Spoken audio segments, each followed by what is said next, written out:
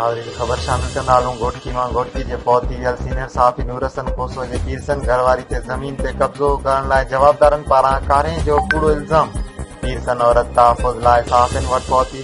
घोटकी भरिसां ॻोठ अटल मुरादाणी जे रहवासण औरत मसमात सीमा ख़ातून खोसो पुट काशिफ अली खोसो सां गॾिजी मीडिया जे ऑफिस पहुची एहतजाज कंदे ॿुधायो त जवाबदारनि महताब खोसो, आफ्ताब खोसो, इल्ताफ़ खोसो मुड़ुस नूर हसन खोसो जे मरण बाद 3 एकड़ ज़रई ज़मीन ऐं घर जाइ ते कब्ज़ो करण घरां कढी छॾियो आहे। दरपदरी वारी ज़िंदगी गुज़ारे रही आहियां।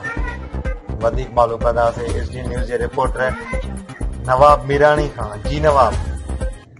नाज़रीन ॿुधायो त घोटकी भरिसां ॻोठ अटल मुरादाणी जी रवासण औरत मुसमात सीमा ख़ातून खोसो पुट काशिफ अली खोसो सां गॾिजी मीडिया जी ऑफिस पहुची एहतजाज कंदे ॿुधायो त जवाबदारनि महताब खोसो, आफ्ताब खोसो, इल्ताफ़ खोसो मुड़ुस नूर हसन खोसो जी मरण बाद टी ज़रई ज़मीन ऐं घर जी जाइ ते कब्ज़ो करे घरां कढी छॾियो आहे। दरपदरी वारी ज़िंदगी गुज़ारे रही आहियां। एहतजाज कंदड़ पीरसन औरत सीमा ख़ातून खोसो चयो त हक़ घुरण ते ॼाणायल जवाबदारनि तशद करे घरां कढण बाद मदद कंदड़ भेणीअ लौ खोसो सां कारां जो कूड़ो इल्ज़ाम मड़े मारण चाहिनि था, जेको मुंहुं बेवा सां सरासर ज़ुल्म आहे। पीरसन औरत सीमा खोसो एसएसपी घोटकी डीआईजी सखर ऐं इंसानी हक़नि बाबति कमु कंदड़ NGOs ऐं ॿिनि खां मुतालबो कंदे चयो त जवाबदारी ख़िलाफ़ कानूनी कार्रवाई करे मुंहुं मिसकिन खे तहफ़ुज़ फराहम कयो वञे। Nawab Ali Mirani SDN news Ghotki. Police के कवेंदा पिया असांजो मदद पुलिस बि न कंदो।